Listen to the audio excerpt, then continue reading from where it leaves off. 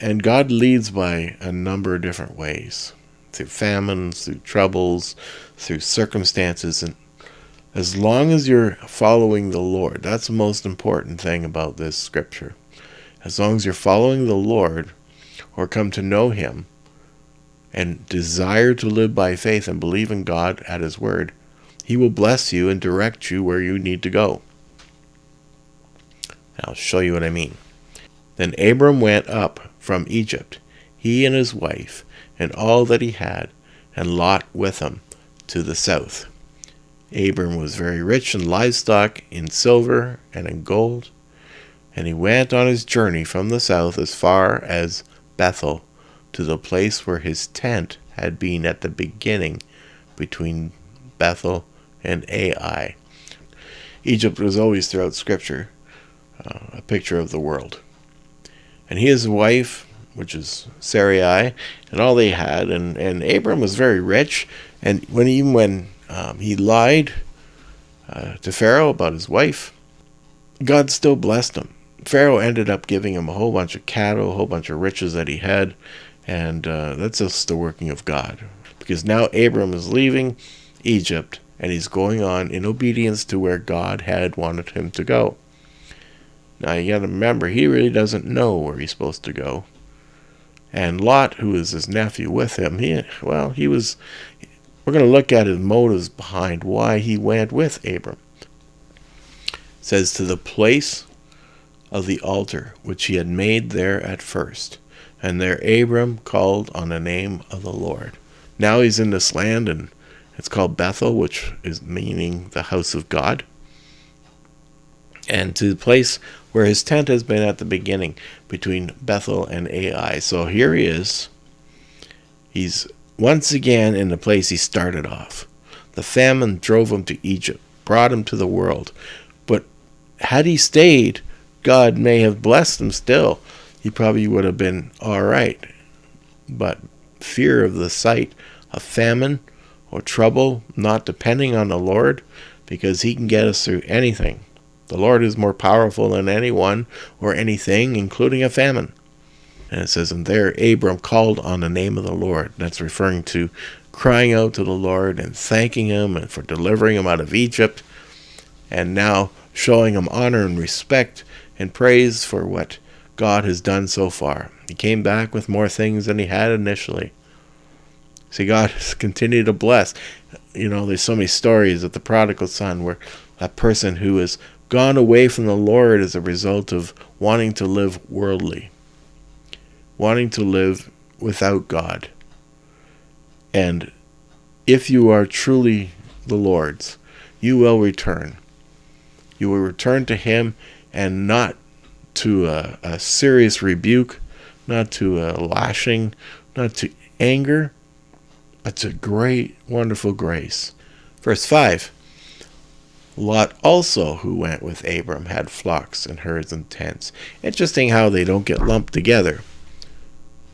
Lot was there, and he also had flocks and tents and riches, because he was also wealthy. Maybe not as wealthy as Abram, but very wealthy. And so he was probably in a very similar situation. Now the land was not able to support them, that they might dwell together. For their possessions were so great that they could not dwell together. They had so many people and herdsmen and shepherds and wives and all these children. The land that they were in that place wasn't able to support them. There wasn't enough room. They couldn't dwell together, and their possessions were so great. Well, what do you do with all that stuff? Verse 7. And there was strife between the herdsmen of Abram's livestock and of the herdsmen of Lot's livestock. Herdsmen didn't get along. They were kind of rough characters. Often herdsmen or shepherds and these areas would have to be very rough and tough and do a lot of protecting of the flock. And they would be rough characters. The Canaanites and the Perizzites then dwelt in the land. And so these people were going into a place where there's not only strife between the two herdsmen, but they were going to a place where there was a bunch of people that were just morally wicked. The Canaanites were the ones that they would be offering even children to sacrifice. They were the more wicked, most wicked, immoral people in the land. Canaanites were very wicked, and the Perizzites were also relatives of the Canaanites. They were very close. And so you can imagine the strife that would be created as a result of these different religions, different beliefs, different backgrounds, and the fighting amongst rough people, immoral people. Can you imagine the situation? Abram's thinking, oh, how can I deal with this? And even Lot says, our guys aren't getting along. There's going to be a war here. They're going to cause great problems. So verse 8 tells us this. So Abram said to Lot, please let there be no strife between you and me, and between my herdsmen and your herdsmen, for we are brethren. Here Abram is the first to go to Lot. He's the oldest. He's the uncle of Lot. He pleads to Lot, we shouldn't have strife between us. And our herdsmen are fighting, for we are brethren. In other words, we are together. We are related. We are supposed to be here for the same goal. Verse 9. Is not the whole land before you? This is Abram still talking. Please separate from me. If you take the left, then I will go to the right. Or if you go to the right, then I will go to the left. He offers him first choice. Now, why would he do that? After all, God didn't go to Lot and to say, okay, Lot, you go with Abram. No, it's the other way around. God went to Abram. The Lord spoke to Abram, go to where I will show you. So is Abram wrong, or is he confused? Or maybe he's just being weak because of scared of the pressure? No, he's not. See what Abram is doing here, he's giving Lot the offer, because he knew that if Abram offers to Lot the first choice, no matter what, Abram would get the land that God has chosen for him. Verse 10. And Lot lifted up his eyes and saw all that the plain of Jordan that was well watered everywhere before the land destroyed Sodom and Gomorrah, like the garden of the Lord, like the land of Egypt as you go towards Zoar. You didn't argue, you don't see anything but argue. No, wait a minute. No, he right away lifted up his eyes and he looked. And he saw the plain of the Jordan, how well watered it was. And it even speaks that before the destruction of Sodom and Gomorrah. That's a little foreshadowing we get in parentheses.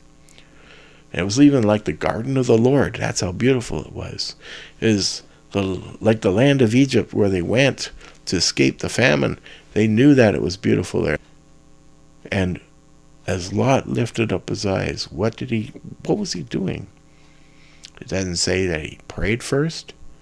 It doesn't say God directed him. Simply what Lot did was he lifted up his eyes to see what land is good for me. Verse 11. Then Lot chose for himself all the plain of Jordan, and Lot journeyed east, and they separated from each other. Lot chose for himself all the plain of Jordan. He took it all.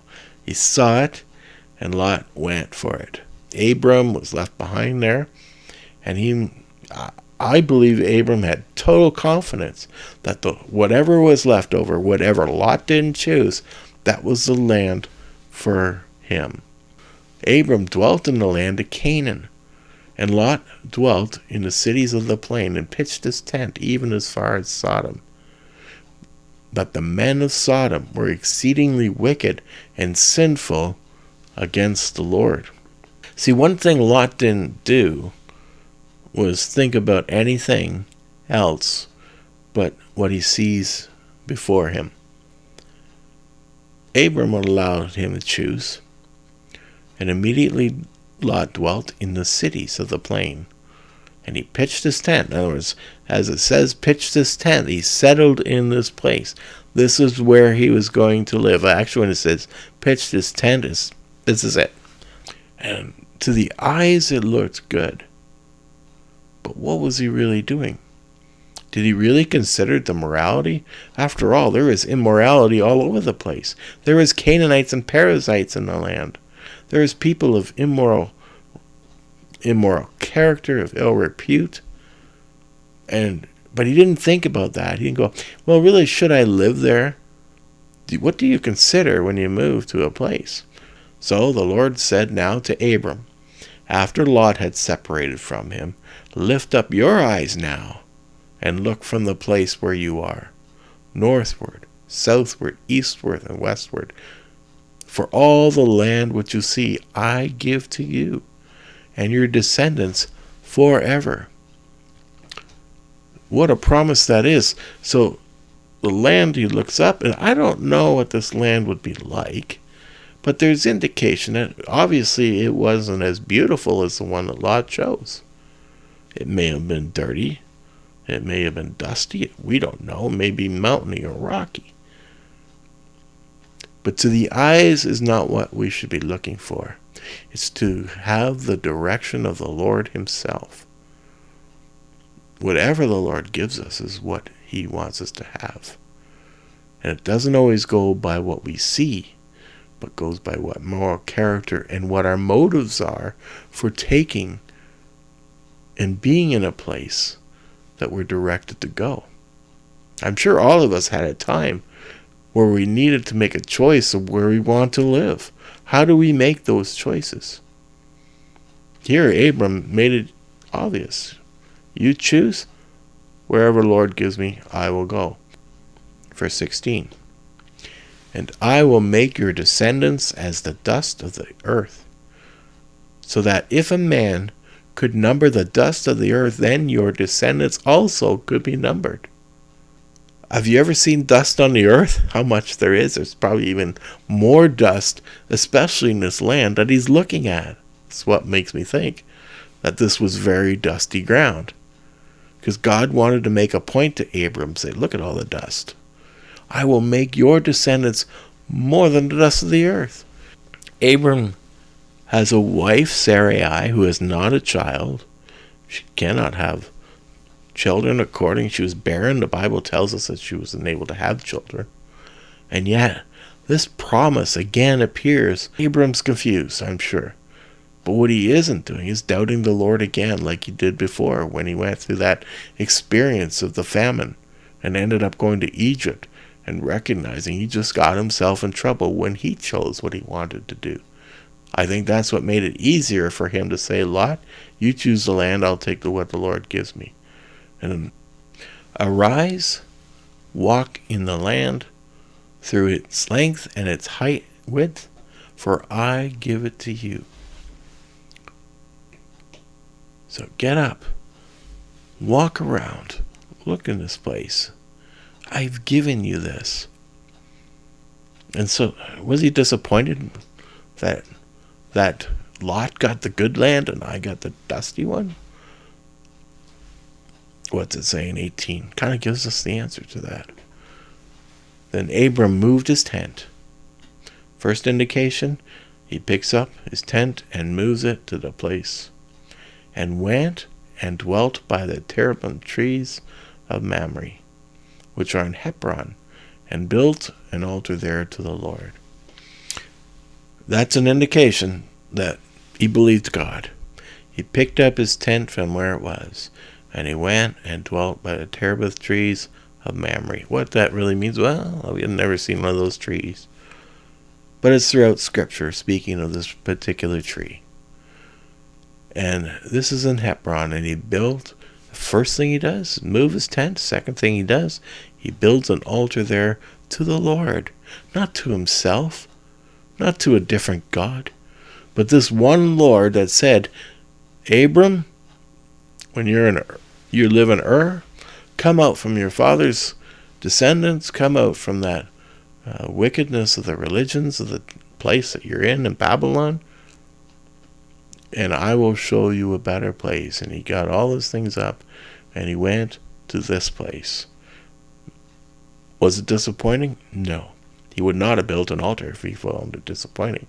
He just knew that God's promise that those who will bless you will be blessed, and that God will bless Abram, and his descendants will be many. He will build a great nation here, and those who curse you will be cursed. The incredible story of how Abram got to the place. And Lot chose his place. But Lot chose with his eyes and not with the Lord. Abram allowed God to choose.